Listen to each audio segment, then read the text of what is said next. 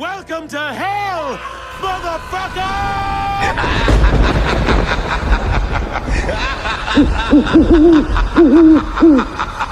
Welcome to the Pic-a-Flic Scary Series, where the Western Wonder will be uncovering a series of reviews for several horror movies that are sure to keep you in the Halloween spirit. In the review docket, look for reviews of In a Violent Nature, Late Night with the Devil, and the classic Night of the Living Dead. Keep an eye on the Pic-a-Flic page on Letterboxd for reviews of Long Legs, Strange Darling, Oddity, and an additional title to be covered in November. All that and more coming your way on the Pic-a-Flic podcast. Now back to you, Mr. Western Wonder.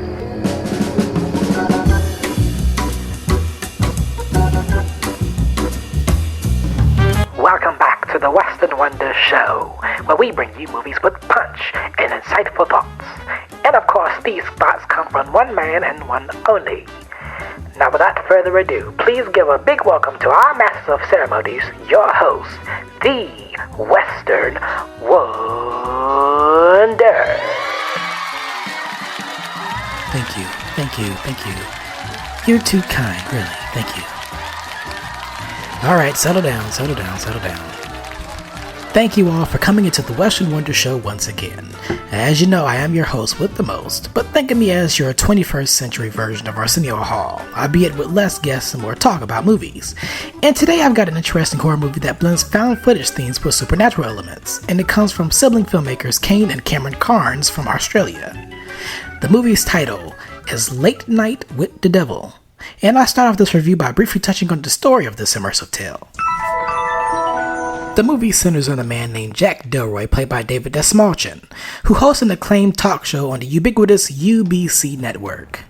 When he isn't on the clock, he's often accompanied by his wife Madeline, who sadly passes away from cancer as he suffers the ups and downs of his talk show career. There's also hush-hush murmurs of his involvement with a men's-only club called The Grove, which may participate in such activities that borders on cult-like rituals. After many desperate attempts of ratings boosts against talk show competitor Johnny Carson, yes, the Johnny Carson, everyone seems to forget Jack for Dick Cavett. Mr. Delroy has one final trick up his sleeve to pick up his ratings up during Sweeps Week, and it all happens to fall on Halloween night, where he plans to bring on a guest whose erratic adopted daughter can summon the spirit of the devil himself. Oh no! As I always start out my reviews, I'm going to get into the things that I really liked about this film. I really enjoyed the vintage talk show aesthetic that the film provides. The vibrant set colors is something that I personally feel that current day talk shows are currently missing within their backgrounds. The black and white behind the scenes moments where you follow Jack frantically pacing up a store while mingling with his guests and production team is a nice touch to the movie's storytelling, as you're able to sculpt the full picture as to what went down on this fateful evening. Also, a minor tidbit that I personally like is that the runtime matches the length of the classic talk show formula back then, which usually clocked in at about an hour and a half, including the commercials, which meant that the movie was consistent with the pacing. The performances in this film were stellar, two standouts in particular being David Dastmalchian as Jack and child actors Ingrid Torelli as Lily, the little girl who has the power of summoning the spirit of the devil after witnessing a freak accident years prior.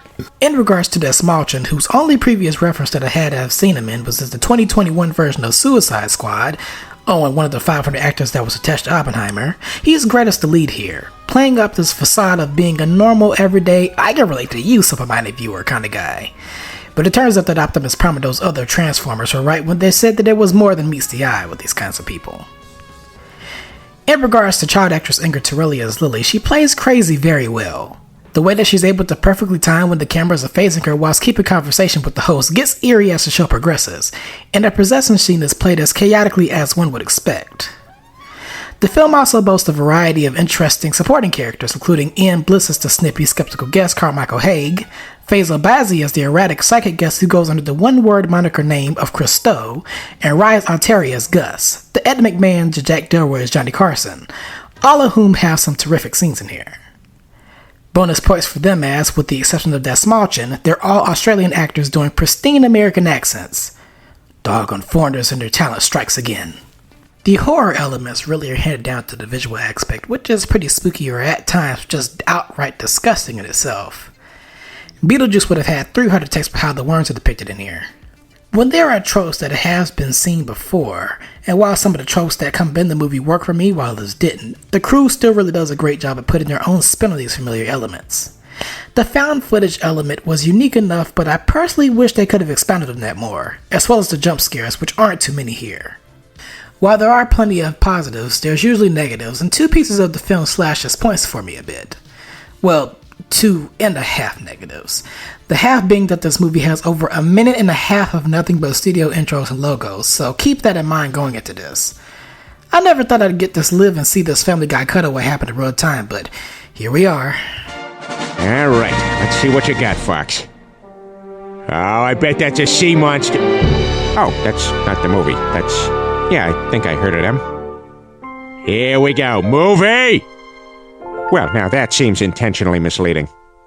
Alright, someone's coming to town. Oh, for crying out loud. Oh, alright, period movie. Oh, not a period movie. Oh, this guy's in trouble. Can't wait to hear his story. Oh, come on! The first downside about this movie is minor, but will be addressed in a unique way, as I usually do, as it did cause some controversy once viewers caught wind of what was going down, and that is the use of Allen Iverson. You know, the original AI before artificial intelligence stepped in and took his shine? Honestly, had the internet not addressed this issue, it would have completely went over through my head. But that's besides the point. Back to Iverson. Now, Allen Iverson is one of the greatest players to ever play in sports, and to see him get replaced by cheap artificial practices is always a bummer to see, especially in the context of it being used as a brief interstitial piece in between commercials that could have easily been hand-drawn by Iverson himself. It's always about the love of the game of art drawn together by actual artists, not artificial practices that billionaires can throw together on a social media platform. As a matter of fact, I'll let Allen Iverson himself, who was displeased by his replacement, drive my point home. Mr. Iverson, good morning, good afternoon, or better yet, evening. Tell the people about artificial practice. We're talking about practice, man. We're talking about practice. We're talking about practice. We ain't talking about the game. We're talking about practice, man. When you come in the arena and you see me play, don't you? Absolutely. You see me give everything I got, right? Absolutely. But we talking about practice right now. But it's an issue that you're we talking about practice. You to raise. Man, look, I hear you. It's funny to me too. I mean, it's strange to me too. But we talking about practice, man. We're not even talking about the game, the actual game, when it matters. We're talking about practice. Now, is it possible, though, that from where he's coming from, if you practice, not you would be better, but your teammates would be better? How the hell can I make my teammates better by practicing? Thank you very much, Mr. Iverson, for that lovely testimony. The other downside, and what appears to be a pattern for me after watching my previous review entry, In the Violent Nature, is that the final act and penultimate ending didn't quite strike a punch for me like the rest of the movie did. Not because it didn't work for me, but I was a bit confused by that point. There's a lot unraveling that comes after the possession of Lily, and while you piece everything together, it leaves you wondering, how did we get here? I feel like there should have been more time to expand on that part, but since Delroy's Zero type lived on personal biz, it's probably the likely way to see how he's been spiraling bad since his wife's passing. Maybe I'll soften the blow on my stance on the ending with a rewatch later, but who knows. On the Pic-a-Flic score rating scale, Late Night with the Devil is going to get a 3.5 out of 5 scores from yours truly. The low budget helps in making the aesthetic feel more natural in parts, and the performances in the movie really carry the story cohesively. And despite the small qualms that I had with the ending and Allen Iverson's replacement, Artificial Intelligence, it's still an extremely enjoyable horror movie that has some interesting concepts. If you like something a little different to spice up the usual Halloween fare, then I'd highly recommend you check it out before the month is over. And that about wraps up my thoughts on this movie. The next stop in my horror movie rundown for next week will be Night of the Living Dead, the original 60s version, that is. And in case you want to know what else is coming up to the podcast, and you'd like to be the first to get notifications of when new reviews drop, be sure to subscribe to the pod wherever you listen to said shows, and tell a friend to check out the pod.